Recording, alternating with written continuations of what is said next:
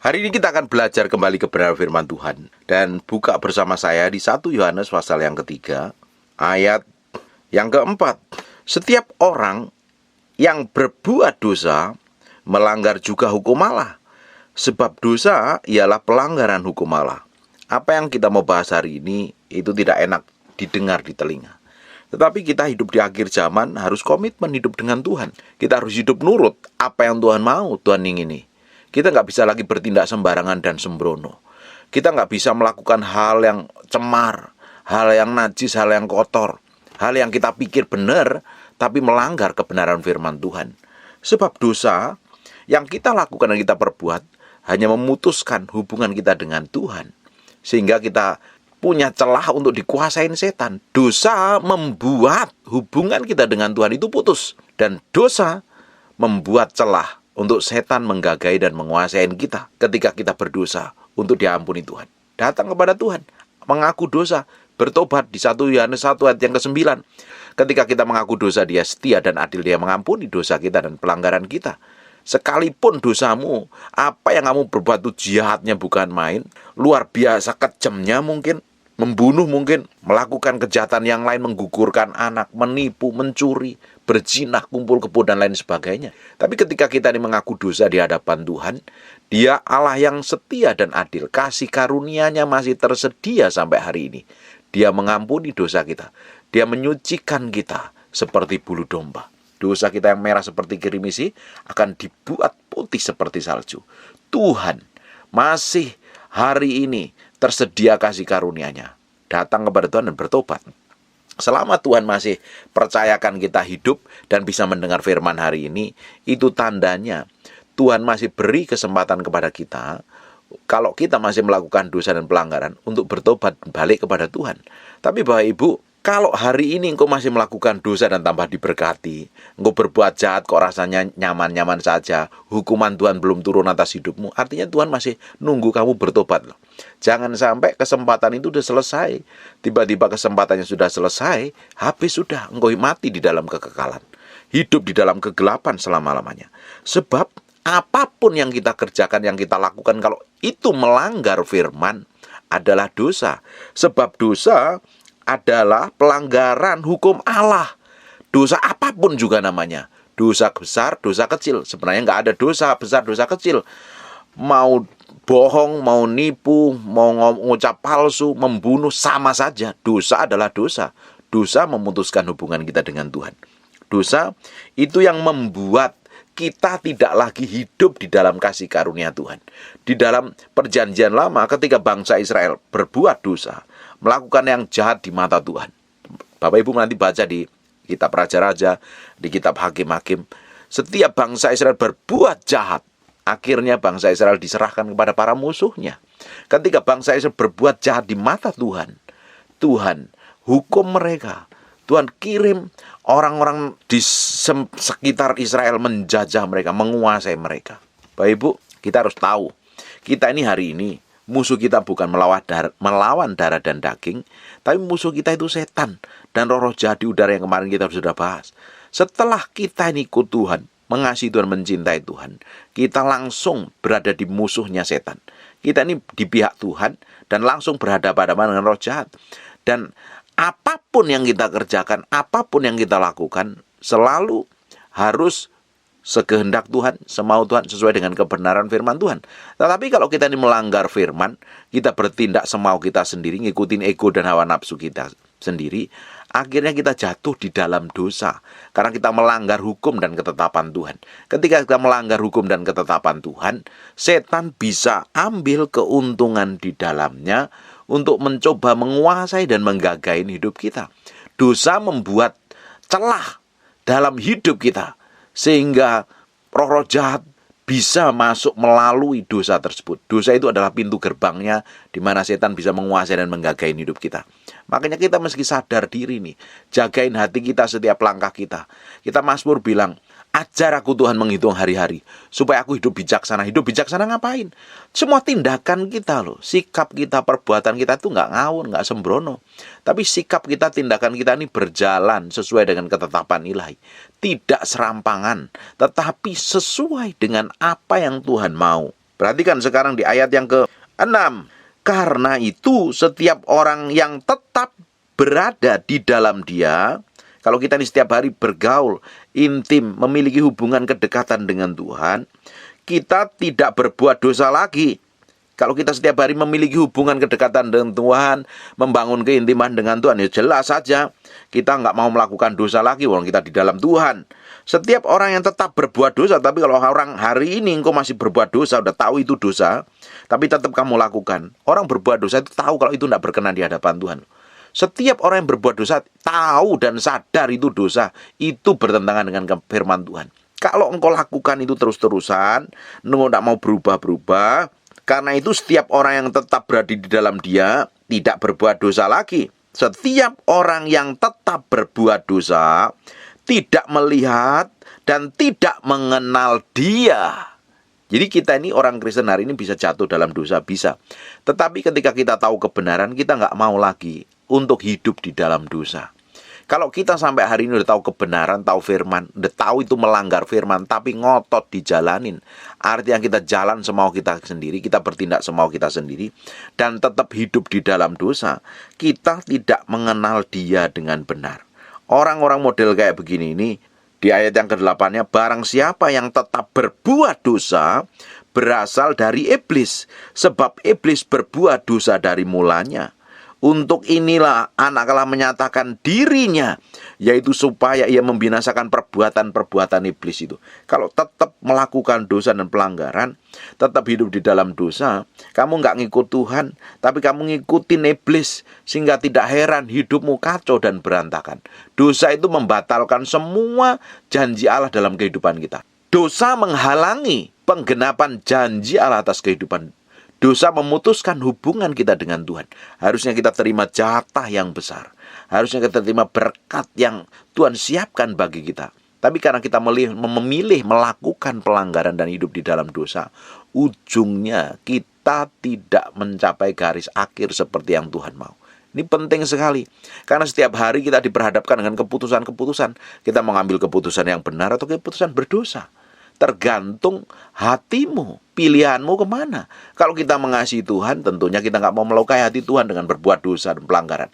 Dan dosa ini akan menjerat seseorang begitu rupa supaya terus hidup di dalamnya. Hanya kuasa Tuhan.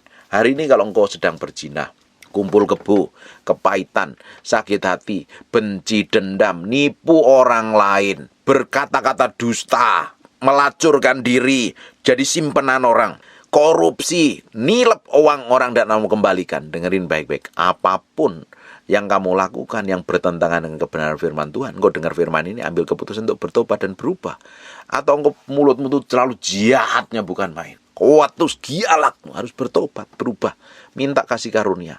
Kalau tidak, semua pelanggaran yang kita lakukan yang bertentangan dengan firman Tuhan, seperti kita ini memberi diri kita sepenuhnya untuk digagahi dan dikuasain setan. Ini loh setan. Aku kuasain hidupku, penuhi aku dengan semua ide dan gagasanmu. Seperti kita memberi seutuhnya kepada setan. Tetapi kalau kita ini menjaga hati kita, pikiran kita, kemauan kita, tindakan kita, dalam apapun yang kita kerjakan dan kita lakukan, kita bertindak hati-hati, bersikap hati-hati, Tuhan akan bawa kita menggenapi janji Tuhan di muka bumi ini. Kita akan melihat jatah yang diberikan Tuhan ketika seseorang itu bertobat. Sampai hari ini Tuhan tuh pingin hidup kita itu benar di hadapannya loh. Sampai hari ini Tuhan pingin hidup kita itu menggenapi rencana Allah di muka bumi. Tuhan pingin melimpahkan kasih karunia dan kasih setianya, berkat dan kelimpahannya mengalir dalam kehidupan kita. Tetapi tidak semua orang mau terima. Karena orang lebih memilih keinginan daging dan hawa nafsu, sehingga memilih melakukan pelanggaran dan hidup di dalam dosa yang kelihatannya enak, tapi ujungnya akan menjerat orang itu dalam dosa, dalam pelanggaran, dan dalam kenajisan, kekotoran, ujungnya mati dalam kebinasaan. Hari ini kalau engkau masih hidup, kakimu separuh di Tuhan, separuh di dunia, bertobat sungguh-sungguh. Kalau enggak, engkau akan ditipu daya, diseret terus jatuh di dalam pelanggaran dosa. Apapun juga. Bapak Ibu, dosa itu kita nggak bisa sembunyikan di hadapan Tuhan. Mau dosa apapun kita nggak bisa sembunyikan di hadapan Tuhan. Suatu hari dosa itu akan muncul. Karena dosa itu baunya anyir, baunya amis, baunya busuk, dan akan tercium. Kita jauh lebih baik mengaku di hadapan Tuhan. Dosa suatu hari akan mendatangkan maut. ketika dosa itu dibuahin, dosa itu akan mendatangkan maut. Upah dosa adalah maut. Dosa dimulainya dari mana? Keinginan yang dibuai. Ketika keinginan itu dibuai, jadi praktek, jadi kenyataan, melahirkan dosa, dan dosa ujungnya menghasilkan maut. Bapak Ibu, kita harus sadar diri, sampai hari ini, selama kita tinggal di dunia ini, kita bisa ditipu daya setan dengan segala macam cara, tapi kita butuh Tuhan. Kita perlu kekuatan Tuhan, kita perlu kepekaan Tuhan, sehingga hidup kita tetap berjalan dalam ketepatan ilahi. Kita nggak memilih melakukan pelanggaran dan dosa di hadapan Tuhan. Kalau kita sungguh-sungguh mencintai Tuhan, mengasihi Tuhan, kita mau hormatin Tuhan, kita mau kasihi Tuhan sungguh-sungguh, kita nggak mau bertindak serampangan dan sembrono, seperti kita mencintai pasangan hidup kita. Ketika kita mengasihi pasangan hidup kita, kita nggak mau serampangan dan sembrono, ngata-ngatain yang menyakitkan, yang melukai. Tapi kita mau memberi hati kita ini sepenuhnya untuk Tuhan, untuk mengasihi Tuhan. Sungguh mencintai dan mengasihi Tuhan lebih dari apapun di muka bumi ini. Tuhan harus jadi yang utama dan terutama. Kalau Tuhan jadi utama yang terutama, ya kita tentunya mikirin perasaan dan hati Tuhan. Kita nggak mau bertindak serampangan, kita nggak mau tindak sembrono, tapi kita sungguh-sungguh mau beri hati dan hidup kita ini sepenuhnya untuk kemuliaan nama Tuhan. Kita akan lihat apa yang dilakukan oleh Raja Hizkia. Kita akan lihat di 2 Tawarik pasal yang ke-32 ayat yang ke-27. Perhatikan, Hizkia mendapat kekayaan dan kemuliaan. Semua orang pingin seperti ini. Gak ada orang yang gak pingin ngalami mendapat kekayaan dan kemuliaan yang sangat besar sekali. Perhatikan baik-baik. Saya ulangi. Hizkia mendapat kekayaan dan kemuliaan yang sangat besar. Kalau mendapat kekayaan, apa saja dikerjakan, Tuhannya bikin berhasil. Kemuliaan dipromosi dan ditinggikan luar biasa. Ia membuat perbendaharaan untuk emas, perak, batu permata yang mahal-mahal, rempah-rempah, perisai-perisai, dan segala macam barang yang indah-indah. Luar biasa. Karena dapat kekayaan, dia bisa beli emas, perak, batu permata yang mahal-mahal. Tapi kalau miskin ya mana bisa. Tuhan mau kita itu diberkati loh. Jangan alergi kalau saya ngomong tentang, jangan alergi ketika saya itu ngotbahkan tentang kelimpahan. Kalau saya ngomong tentang kelimpahan, fokusmu bukan pada kelimpahannya, fokusmu kepada hati Tuhan, nyenengin Tuhan. Bonusnya dapat kelimpahan. Seperti di kitab Mazmur pasal yang ke-23. Tuhan adalah gembalaku. Di ayat selanjutnya dibilang, Ia akan memberikan hidangan di hadapan para lawanku. Artinya kau hidup dalam kelimpahan. Yohanes 10 ayat 10. Iblis pencuri datang untuk mencuri, membunuh, dan membinasakan. Tetapi aku datang untuk memberikan kamu hidup dan kelimpahan, supaya kamu bisa menikmatinya. Dalam terjemahan bahasa Inggrisnya. Powerful sekali. Jangan alergi ketika ngomongin berkat. Kalau kita ini sendiri nggak mau kelimpahan, dengerin baik-baik. Kalau engkau nggak mau kelimpahan, engkau nggak mau berkat Tuhan. Orang dunia mau berkat Tuhan loh. Kalau berkat Tuhan, kelimpahan itu dipegang oleh orang dunia, dipegang oleh teroris, akan terjadi kehancuran itu. Ketika berkat Tuhan dan kelimpahan, kita nggak mau, tetapi para germo mau, terjadi pelacuran di mana. Ketika berkat Tuhan kita nggak mau, dan berkat itu diterima oleh bandar narkoba, semua akan terjadi kehancuran semuanya. Jangan alergi ketika saya ngomong berkat. Tuhan mau kita diberkati. Tapi bukan yang utama yang jadi tujuan kita untuk diberkati. Tujuan kita adalah pribadi Tuhan sendiri. Nah, ketika Hizkia ini bertobat dan sungguh-sungguh, akhirnya dia diberkatin Tuhan, mendapat kekayaan, kemuliaan sangat besar. Ia membuat perbendaharaan untuk emas, perak, batu permata yang mahal-mahal, rempah-rempah, perisai-perisai, dan segala macam barang yang indah-indah. Ini kaya raya nih, sungguh diberkati nih. Kita harus ngalami berkat seperti ini harusnya. Supaya apa? Kita memberkatin banyak orang. Bapak Ibu, ketika Tuhan bawa kita hidup dalam kelimpahan, hidup penuh berkat, tujuannya bukan untuk memuaskan keinginan kita dan hawa nafsu kita. Pokoknya untuk pamer diri kita, beli barang mahal-mahal untuk menunjukkan bahwa siapa kita. Bukan untuk seperti itu. Ketika Tuhan percayakan berkat sama kita, tujuannya supaya kita menjadi berkat buat orang lain. Kita menjadi kepanjangan tangan Tuhan di muka bumi ini. Karena suatu hari kita akan bertanggungjawabkan dari semua berkat yang Tuhan percayakan sama kita. Ingat tentang perumpamaan uang mina atau talenta. Ada yang dipercayakan 1, dipercayakan 2 dan 5. Semuanya suatu hari dia akan mempertanggungjawabkan di hadapan Tuhan. Bapak Ibu, kalau Bapak Ibu diberkati hari ini dengan apapun juga itu, dari setiap uang yang diberikan Tuhan atas hidupmu itu, suatu hari engkau akan mempertanggungjawabkannya di hadapan Tuhan. Ada jatah untuk orang-orang yang susah, untuk jatah untuk orang-orang yang kekurangan. Kita harus bisa hidup melihat dengan kacamata ilahi ketika Tuhan percayakan berkat-berkat atas kehidupan kita. Lihat ayat yang ke-28. Juga tempat perbekalan untuk hasil gandum. Karena dia diberkati, dia bikin lumbung-lumbung tempat perbekalan untuk hasil gandum, untuk anggur dan minyak, dan kandang-kandang untuk berbagai jenis hewan besar, dan kandang-kandang untuk kawanan kambing domba. Ini diberkati luar biasa. Hizkia diberkati luar biasa. Bahkan ayat 29, ia mendirikan kota-kota, memperoleh banyak kambing, domba dan lembu sapi, karena Allah mengaruniakan dia harta milik yang amat besar. Kuncinya di sini. Karena Allah mengaruniakan dia harta milik yang besar. Kenapa kok dia dikaruniakan? Karena dia bisa dipercaya. Bapak Ibu, hukum kerajaan Allah, barang siapa setia dalam perkara kecil, dia akan ditambahkan perkara yang besar. Coba kita lihat apa yang dilakukan Hizkia. Coba kita buka di ayat yang ke-24. Pada hari-hari itu Hizkia jatuh sakit sehingga hampir mati. Bapak itu nanti baca di 2 Raja-Raja, dijelaskan di sana. Hizkia hampir mati, dia minta kasih karunia Tuhan diperpanjang umurnya. Ia berdoa kepada Tuhan dan Tuhan berfirman kepadanya, ia memberikan suatu tanda yang ajaib. Diperpanjang umurnya 15 tahun lagi. Powerful kan? Hizkia berdoa, dijawab doanya dan diperpanjang umur. Dengerin ayat yang kedua. Tetapi Hizkia tidak berterima kasih atas kebaikan yang ditunjukkan kepadanya, karena ia menjadi angkuh. Orang kalau sombong, nggak sadar diri, nggak akan Tuhan, akhirnya belagu, keras kepala, sombong. Sehingga ia dan Yehuda dan Yerusalem ditimpa murka. Dia sudah diperpanjang umurnya, dia nggak tahu berterima kasih, keras kepala, nggak mau bertobat. Akhirnya ditimpa murka. Coba hari ini kita mesti koreksi hati kita sendiri. Jangan sampai perbuatan jahat kita, kelakuan berdosa kita itu mengundang murka. Sebenarnya sih Tuhan nggak mau bikin kita ini menderita, nggak mau. Tapi kita sendiri menyerahkan diri kepada setan. Setan kan kerjaannya mencuri, membunuh, dan membinasakan. Tidak heran orang yang hidup di dalam dosa ya dicuri, dibunuh, dan dibinasakan. Dicuri damai sejahteranya, dicuri berkatnya, dicuri kesehatan, dan lain sebagainya. Dosa adalah pelanggaran terhadap hukum Allah. Dan dosa akhirnya mendatangkan maut. Bapak Ibu, kita mesti sadar diri loh.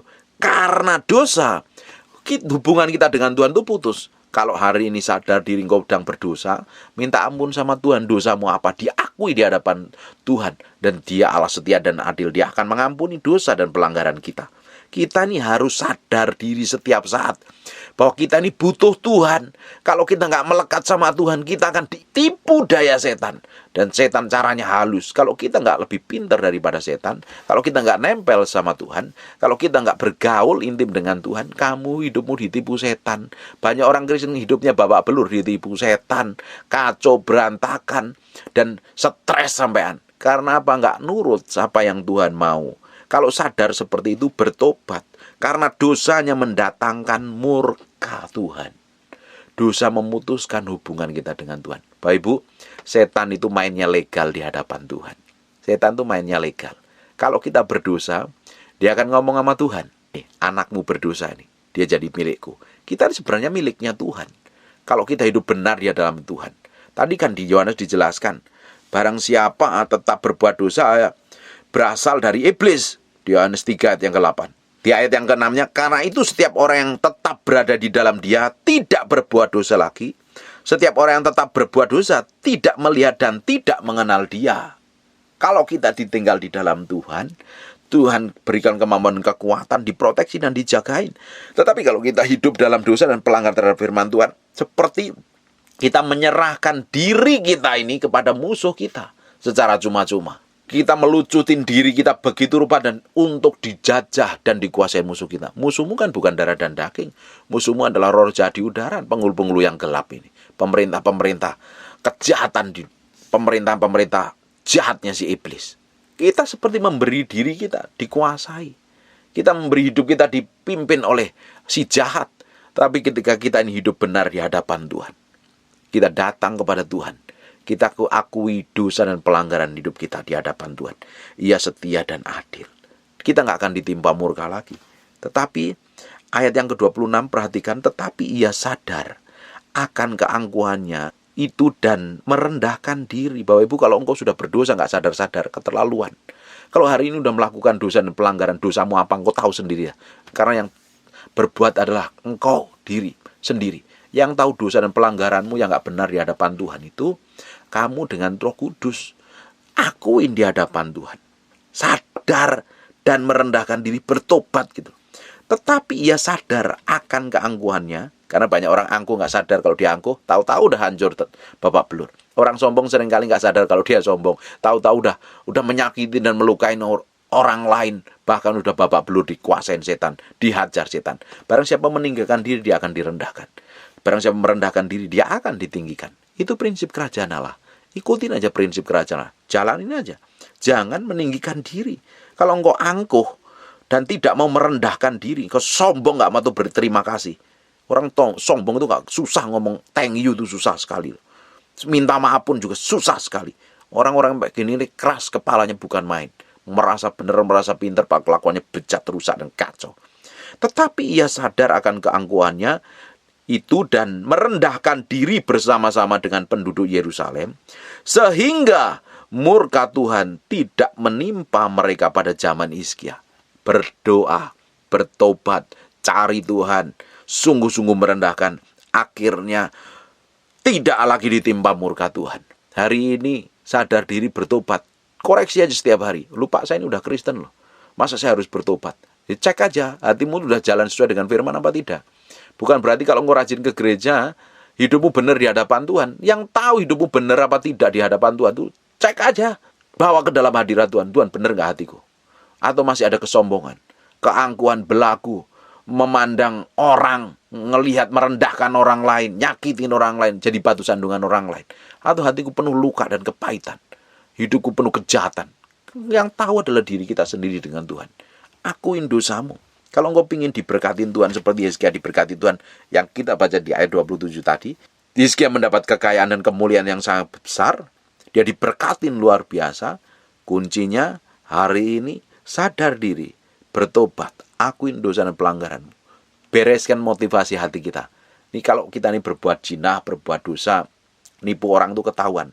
Tapi kalau motivasi hati kita yang jahat di hadapan Tuhan, itu yang tahu diri kita dengan Tuhan. Bahkan kita bisa sembunyi-sembunyikan semua dosa apapun di hadapan istri atau pasangan hidup kita atau orang lain atau gembalamu atau pendetamu. Tapi di hadapan Tuhan tidak ada yang bisa tersembunyi, semuanya transparan. Ngapain sih kita melakukan dosa dan pelanggaran? Kita tutupin berkelihatan baik di hadapan orang padahal kelakuan kita aslinya bejat, busuk dan jahat. Bukan kalau kita harus menyerahkan hati kita sepenuhnya kepada Tuhan supaya hidup kita semakin di bawah, naik level. Kalau hidupmu ingin diberkatin Tuhan, seperti Hizkia diberkatin Tuhan, sadar diri, merendahkan diri, bertobat sungguh-sungguh. Jangan belagu, jangan sombong, jangan keras kepala, benermu sendiri, hebatmu sendiri. Jangan buat celah sama setan. Jangan buka celah apapun. Setiap orang punya kelemahan dan kekurangan yang berbeda-beda. Dan setan mainnya di area kelemahan kita. Makanya kita butuh Tuhan, butuh kekuatan Tuhan, butuh urapan Tuhan. Sehingga hidup kita tuh diberikan kemampuan kekuatan untuk berjalan dalam kekudusan dan kesucian. Akhir zaman harus kita komitmen sungguh-sungguh menjadi orang yang kudus, suci, pikiran, perkataan, perbuatan kita. Itu yang membuat kita itu berbeda dengan orang lain. Jangan kompromi dengan dosa. Kita harus benar-benar komitmen dengan Tuhan. Hidup pikul salib sangkal diri. Hidup benar, hidup kudus di hadapan Tuhan. Sebab tanpa kekudusan orang tidak akan bisa melihat Tuhan. Artinya tanpa kekudusan, engkau nggak akan bisa ketemu Tuhan. Tuhan itu kudus, suci, tak bercacat celah. Dia tidak bisa menyatu dengan dosa. Makanya ketika kita bikin dosa dan pelanggaran terhadap kebenaran firman Tuhan, putus hubungan kita. Dan kita mulai sadar diri, bertobat, minta ampun di hadapan Tuhan. Minta darah Yesus menguduskan. Kita langsung dikuduskan. Posisi kita benar di hadapan Allah. Posisi kita seperti Allah, kudus, suci, tak bercacat celah. Jaga hatimu begitu rupa. Hidup benar di dalam Tuhan. Sebab setiap orang yang tetap berada di dalam Dia, bangun keintiman, miliki kerinduan, haus dan lapar akan Tuhan. Sembah Dia, tinggikan Tuhan lebih dari apapun juga. cintai Tuhan melebihi apapun juga di muka bumi ini, baru kita sudah nggak mau lagi berbuat dosa. Bagaimana mungkin kita di dalam Tuhan mau berbuat dosa? Karena kita fokusnya sama Tuhan. Kita cintai Tuhan, kita kasihin Tuhan. Saya percaya ada berkat besar di balik semuanya ini. Hari ini, kalau engkau masih melakukan pelanggaran dosa, yang tahu adalah hatimu sendiri, ambil keputusan untuk bertobat. Kalau sampai hari ini engkau dengar firman, masih ada kesempatan untuk bertobat. Kalau engkau mati di dalam dosa dan pelanggaranmu, is done, kelar, selesai. Kamu mati dalam kebinasan. Hidupmu hancur, kacau, rusak dan berantakan. Ujung hidupmu tidak akan pernah menikmati berkat dan kasih setia Tuhan. Saya berdoa hari ini Tuhan bicara dengan hatimu. Tuhan berbicara sampai kedalaman batinmu untuk bisa ambil keputusan hidup takut akan Tuhan. Dosa itu dimulai dari keinginan jahat dalam pikiran kita. Makanya keinginan ini harus ditaklukkan. Kehendak kita harus ditaklukkan. Makanya kita harus belajar pikul salib sangkal diri mati daging setiap hari untuk ngikutin apa yang Tuhan mau, ngikutin apa yang Tuhan inginkan. Dan ujung hidup kita akan menikmatin semua berkat jatah ilahi yang Tuhan siapkan dalam hidup kita. Amin. Tutup matamu, tutup Alkitabmu, kita berdoa.